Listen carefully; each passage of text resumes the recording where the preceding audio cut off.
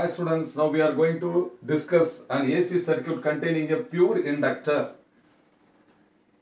So this is a induction coil having a self-inductance L across which a source of EMF. That is, the applied voltage is alternating voltage that is given by V equal to Vm into sin omega t. Now corresponding to this applied EMF, alternating current will be flowing through the circuit. That current flowing through the circuit is alternating. That means it is having different values at different instants of time. That's a variable current. We have already studied what happens when a variable current will flow through a coil. When the current flowing through a coil changes with time, an EMF will be induced according to self-inductance. So because of the self-inductance of the coil, the varying current will induce an opposing EMF, which is also called as a back EMF or self-induced EMF in the coil. That is represented by epsilon.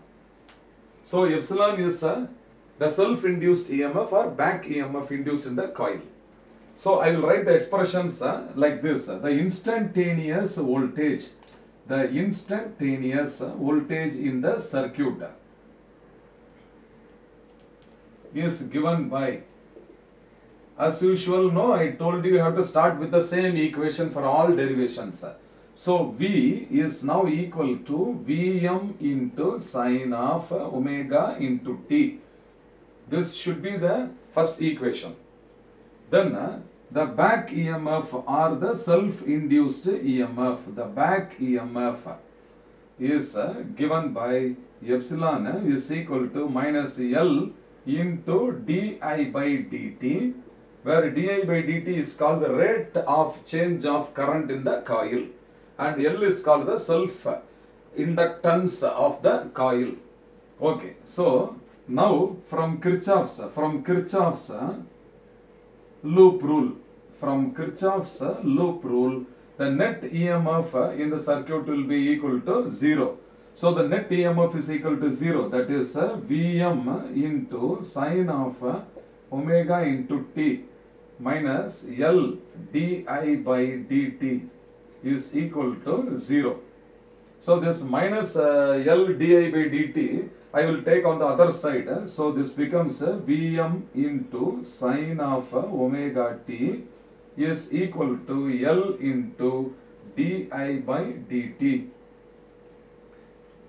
I can bring this L di by dt to the left side, or I can write di by dt. So di by dt is now equal to Vm divided by L into sine of omega t, or what is the factor? Di alone is now equal to Vm by L. So this is Vm divided by L into sine omega t into dt.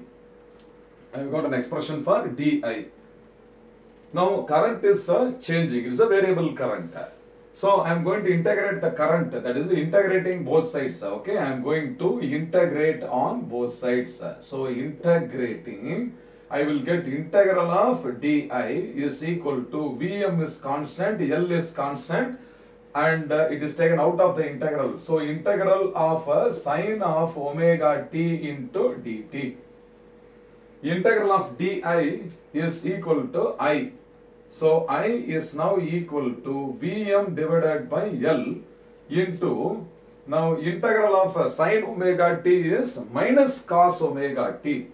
So this is minus of cos omega t into, here omega t, while integrating the coefficient omega is constant.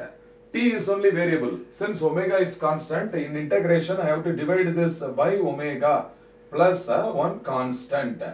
This is called the integration constant. This integration constant does not depend on the time. It is time independent. While voltage and current are time dependent, this constant is time independent, and hence constant can be neglected. The constant can be taken to be equal to 0 itself.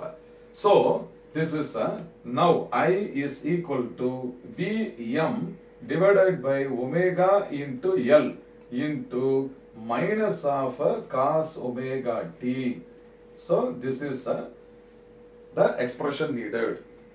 Now my dear students, you will have to recall the mathematical knowledge here. How do we represent the sine curve, cosine curve and all? You see here, I am going to represent the sine curve. So this is a sine wave. This is a sine wave.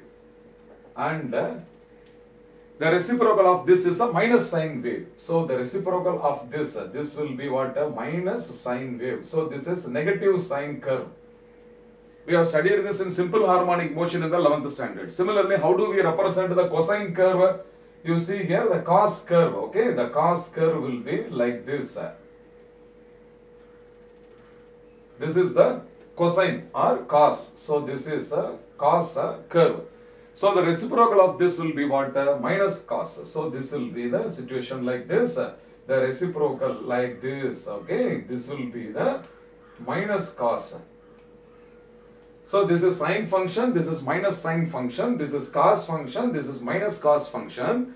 So what do we get here is a minus cos omega t. So this will be the minus cos function.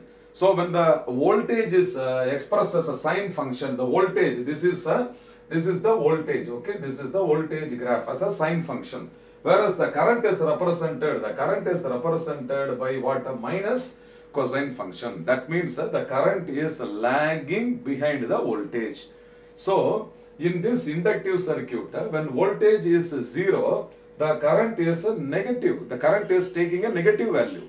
When the voltage is maximum, the current is taking 0 value. Therefore, I can say that the current is lagging behind. From this equation only we have to understand. Also, now you see here cos of, that is a cos of omega t can also be expressed in terms of sine of pi by 2 minus omega t. Therefore, minus of cos omega t, how I can represent this is equal to minus of sine 90 minus omega t. So, this minus of sine pi by 2 minus omega t can also be written as a sine of omega t minus pi by 2. Have you understood this mathematical step? Okay. So, minus of cos omega t is inside this bracket. Instead of minus cos omega t, what also can be substituted? It is sine of omega t minus pi by 2. So, I am going to rewrite this above equation like this.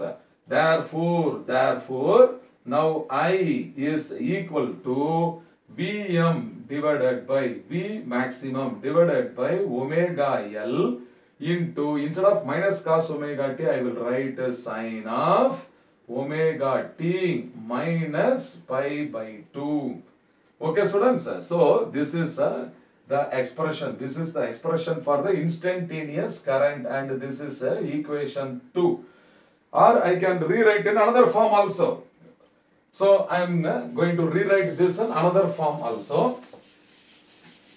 Instead of this Vm by omega L, I can write Vm, that is or I is equal to, this Vm is a constant, omega is a constant and L is a constant.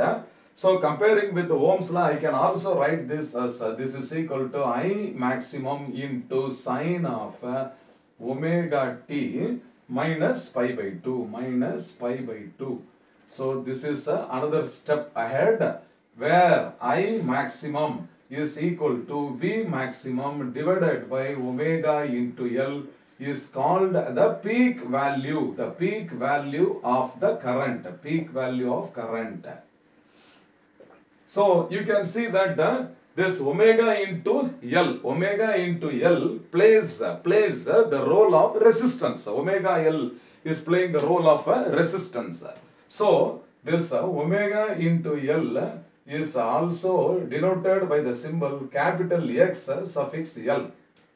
So omega into L is equal to X, okay, where the suffix is taking the symbol L. XL is called as, this is called as inductive reactance. It is called as inductive reactance. What is this inductive reactance? it is the opposition offered by the coil. So this is the opposition by the coil. Okay, opposition offered by the coil, opposition by the coil L to the current. Okay, so it is a measurement of resistance. It is a measurement of resistance offered to the flow of the alternating current by the coil. That is called with the name inductive reactance. Now you see that XL is equal to omega L. So XL also is equal to what? 2 pi into F into L, where F is the frequency of the AC. Normally AC supplied to our home is 50 Hertz. So F is the frequency. Can you see that XL is directly proportional to the frequency? So for AC, so this is XL is directly proportional to the frequency in which circuit? Means in AC circuit. Now in DC circuit,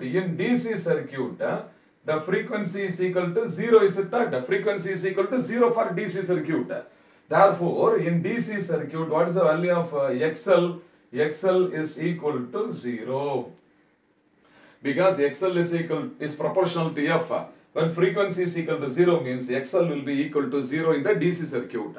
That means there is no resistance at all. When DC current is allowed to flow through a coil, it will not at all resist the DC current. That is the meaning. Now, I am recalling once again the two equations. That is equation number 1. I am highlighting this equation number 1. That is V equal to Vm into sin omega t, and I will say this is equation 3. So this is equation 3 where I is equal to Im into sin of omega t minus pi by 2. You look at these two equations. I am going to compare these two equations. So the instantaneous current is represented by equation number 3. See, I am rewriting the equation. So I is equal to I maximum into sin of omega t minus pi by 2. So I am rewriting the equation 3 only. So I find that the current is lagging behind the voltage. The current is lagging behind the voltage by a factor pi by 2. This can be represented by a phasor diagram and also a waveform. First I am going to draw the waveform. Okay. So this is the waveform representing the voltage as well as the current. So omega t is the phase angle. So first, as usual, voltage waveform you start always. So the voltage waveform is represented in blue now.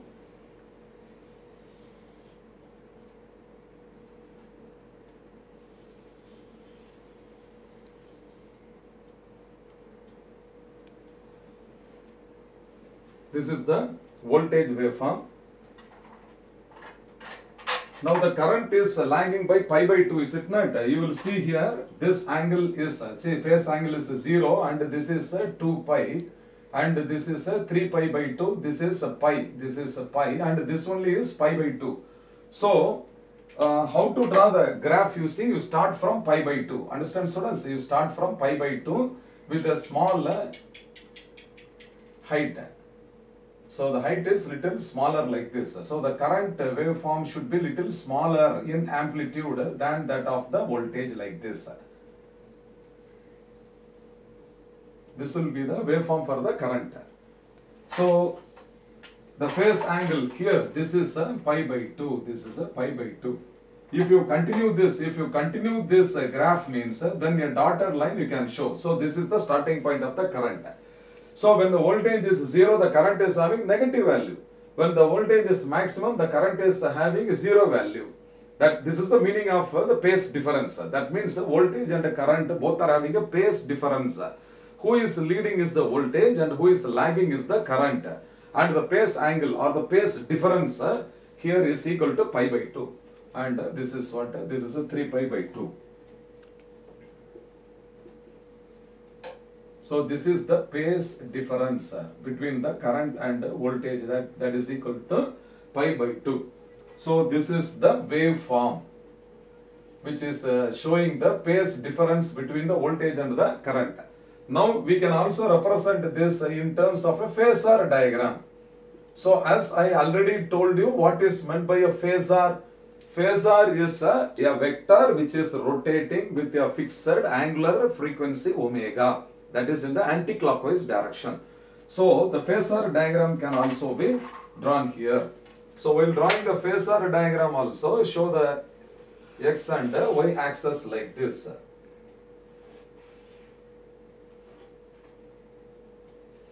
As usual, the voltage is represented as a longer vector and the current is represented by a shorter vector. So first I will represent the current like this. Okay. So they are having a phase difference of pi by 2. So suppose if I will represent the voltage vector, this is a longer vector. This is a longer vector for voltage. So this is a V. And this magnitude is Vm. Okay. Now current is lagging by pi by 2. So you have to take 90 degree here, 90 degree, roughly perpendicular you have to draw with a shorter vector like this. So this current vector should be shorter. So this is the current I. And its magnitude only is what? Im. Have you understood? So this is the origin O. Suppose if you project this point on the y-axis, this angle is omega into t, this angle is what? 90. Okay. So the remaining angle is 90 minus omega t. So if you project this voltage vector on the y-axis means then this height must be equal to what? Vm into sine of omega into t. And if you project this, okay, this must be what? Im into sine of omega t minus pi by 2. So this is Im into sine of omega t minus pi by 2. So this is the phasor diagram and here you can represent that this omega is anti-clockwise. Have you understood, students? So what is the summary of this circuit? When you consider an AC circuit containing a pure inductor means we have found that the current is lagging behind the voltage by a phase angle pi by 2 and the resistance offered by the self-inductance of the coil to the flow of AC current is called as inductive reactance XL, and XL is equal to omega into L, or it is equal to 2 pi f into L.